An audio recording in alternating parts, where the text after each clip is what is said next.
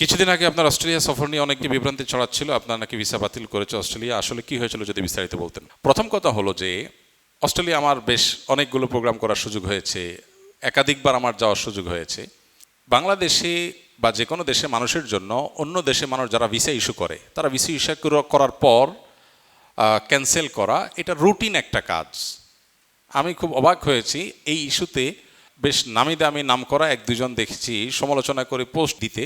যদি আমার সোশ্যাল মিডিয়ার কোনো নিউজ ফিডের অপশন আমার মোবাইলে, আমার পিসিতে কোথাও নেই, তারপরও কেউ কেউ লিঙ্ক পাঠিয়েছেন, সেখান থেকে দেখেছি আমি যে সমালোচনা করেছেন, হ্যাঁ অমুকের ভিসা ক্যান্সেল হয়ে গেছে, হ্যাঁ হ্যাঁ তাহলে কী হবে। মানে ব্যাপারটা এমন যে জান্নাতের লাইসেন্স ক্যান্সেল হয়ে গেছে। এক, দুই নম্বর কথা হলো যিনি এটা নিয়ে সমালোচনা করেছেন, মজার বিষয় হলো ওনার ভিসা আমেরিকান এম্বাসি ক্যান্সেল করেছে, উনি নিজে একটা বক্তব্য বলেছেন, আমি নিজে কানে শুনেছি।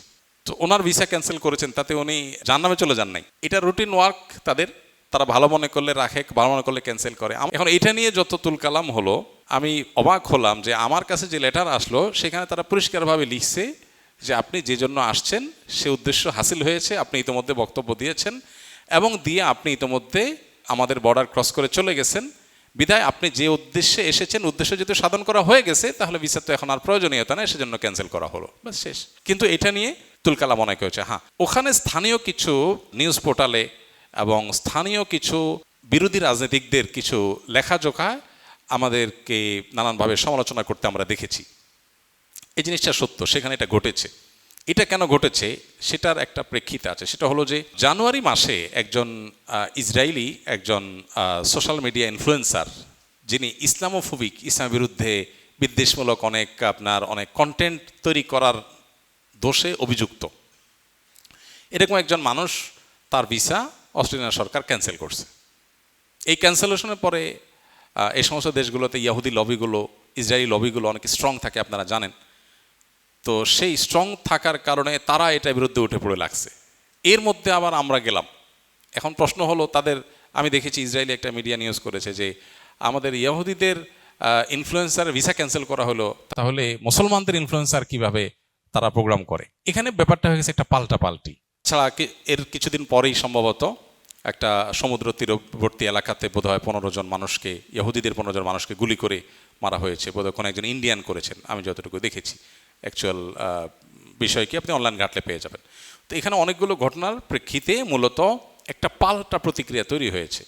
এর মধ্যে আবার আরেকটা জিনিস ঘটেছে যে আমাদের দেশ থেকে অ্যাজাইলেম নিয়ে ইসলাম বিদ্বেষী কাজকর্ম করে দেশ থেকে পালিয়ে যাওয়া বা বহিষ্কৃত হওয়া কিছু লোকজন, তারা এবং এর বাইরে ইসলাম বিদ্বেষী যারা আছেন, ইসলাম বিদ্বেষী মুসলিম বিদ্বেষী একটা গ্রুপ, এরা আমাদের বিভিন্ন বক্তব্যের কোনোটার বিকৃত অনুবাদ, কোনোটার কাটপিস, এগুলোকে বিভিন্ন জায়গায় পৌঁছায় ওদেরকে আরও কান ভারী করছে। এটা হলো বাস্তবতা। কিন্তু তার চেয়ে বড় বাস্তবতা হলো তাদের কান ভারী করার ইস্যু টিস্যু এগুলো শুনেছি আমি ওখান থেকে আসার পরে। ওখানে থাকতে আমি এগুলোর কিছু দেখিই নেই, মানে এরকম কিছু ওখানকার বিরোধী রাজনীতিক লিখেছেন কোনো মিডিয়া আছে আমি দেখিই নেই, আসার পরে এগুলো হয়েছে। তো যেভাবে পুরো বিষয়টাকে মানুষ উপস্থাপন করছে বা এক শ্রেণী মানুষ এটাকে নিয়ে তুলকালাম করছে, খুবই দুর্ভাগ্যজনক বাস্তবতা।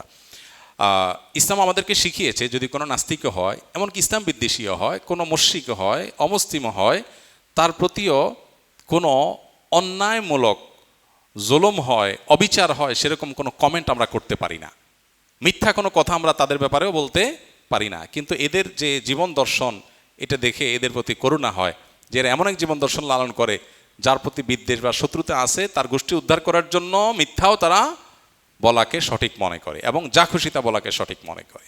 আল্লাহ তাআলা তাদেরকে হেদায়েত দান করুক, আমরা দোয়া করি।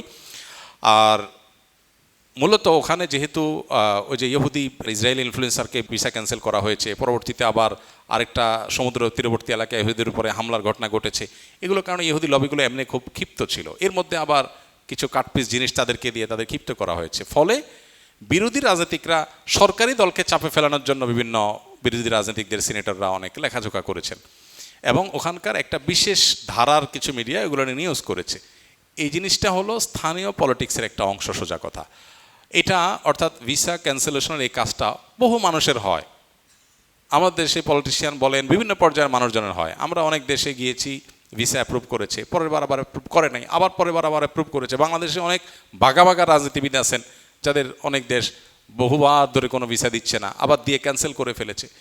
এগুলোকে নিয়ে এত তুলকালাম করার মতো বিষয় না আসলে। আর সবচেয়ে বড় কথা হলো এটা তো জান্নাতের টিকিট ক্যান্সেল না। ইমানদার মক্কা মদিনা যাইতে না পারলে সেটা তার জন্য মুসিবতের বিষয়, সেটা তার জন্য টেনশনের বিষয়, হায় হায় আল্লাহর ঘরে যেতে পারবো না। কিন্তু বাকি বিষয়গুলো ইমানদারের কাছে এমন কিছু না। প্রবাসী ভাইদের একান্ত আকুতি মিনতির কারণে এক একটা প্রোগ্রামের পেছনে, এই যে প্রোগ্রামটার জন্য আমি গেলাম, এই প্রোগ্রামের জন্য 2018 সাল থেকে এই প্রোগ্রামটার জন্য, অর্থাৎ এই যাদের প্রোগ্রামের জন্য গেলাম এই ভাইয়েরা আমাদের সাথে এঙ্গেজ আছেন, বিভিন্নভাবে তাদের আবেদন আবদার অনুরোধ আছে। অনেক কষ্টে আমাদেরকে দেশে বাইরে যেতে হয়। তারা যতই মিথ্যা বা বাজে কথা প্রোপাগান্ডা ছড়াক না কেন, মুসলমান হিসাবে আমরা কখনো মুখ খারাপ করা, কটু কথা বলা বা মিথ্যা কথা বলা বা পাল্টা ঘায়েল করতে গিয়ে আমরাও তাদের মতো এরকম খারাপ কাজ করা বা প্রোপাগান্ডায় লিপ্ত হওয়া, এটাকে ইসলাম আমাদের জন্য অনুমোদন করে নাই। আল্লাহ কোরআনে বলেছেন, ওয়ালা ইয়াজরিমান্নাকুম শানাআনু কওমিন আলা আল্লাহ তা'দিলু ই'দিলু আকরাবু লিত-তাকওয়া। কারোর সাথে তোমার শত্রুতা থাকলেও তুমি তার প্রতি জুলুম করতে পারো না। আল্লাহ তাআলা আমাদেরকে ইসলামের সেই শিক্ষাটাকে ধারণ করার তৌফিক দান করুন, সঠিকভাবে যেন আমরা সেটাকে ধারণ করতে পারি, নিজেদের মধ্যে গ্রহণ করতে পারি, আদর্শ মুসলমান হতে পারি। সোশ্যাল মিডিয়াতে এই সমস্ত ইসলাম বিরোধী ইসলামোফোবিক লেখাজোখা বা আলেমুল আমাদেরকে নিয়ে আজে বাজে কমেন্ট, এগুলো দেখার পর আমরা অনেক সময় খেই হারিয়ে ফেলি, অনেকে নিয়ন্ত্রণ হারিয়ে ফেলে, আমরাও গালিগালাজ শুরু করে দিই, বাজে কথা বলি না। ইসলাম আমাদেরকে সেটার অনুমোদন করে না। তবে হ্যাঁ, আমরা অবশ্যই যৌক্তিকভাবে সেগুলোর মোকাবেলা করতে পারি, সেগুলোর বিরুদ্ধাচরণ করতে পারি। আল্লাহ আমাদেরকে সেটার তৌফিক দান করুন। আপনারা দেখবেন যে অনেক সময় আলেমুল আমাদের কোনো পজিটিভ জিনিসকেও নেগেটিভভাবে প্রমাণ করার, কাটপিস জিনিস পেশ করার একটা প্রবণতা দেখা যায়। আমাদের আরেকটা টিকা নিয়ে একটা ভিডিও খুব জোরে সোরে দেখলাম, এক শ্রেণী ইসলাম বিদ্বেষী মুসলিম বিদ্বেষী নাস্তিকরা প্রচার করে বেড়াচ্ছেন। ব্যাপারটা এমন যে আমি টিকার বিরুদ্ধে, টিকা নেওয়া যাবে না এরকম ফতোয়া দিয়েছি, অথচ বাচ্চাদের টিকা নেওয়ার বিষয়ে আজ থেকে বহু বছর আগে থেকে আমাদের বহু বক্তব্য আছে।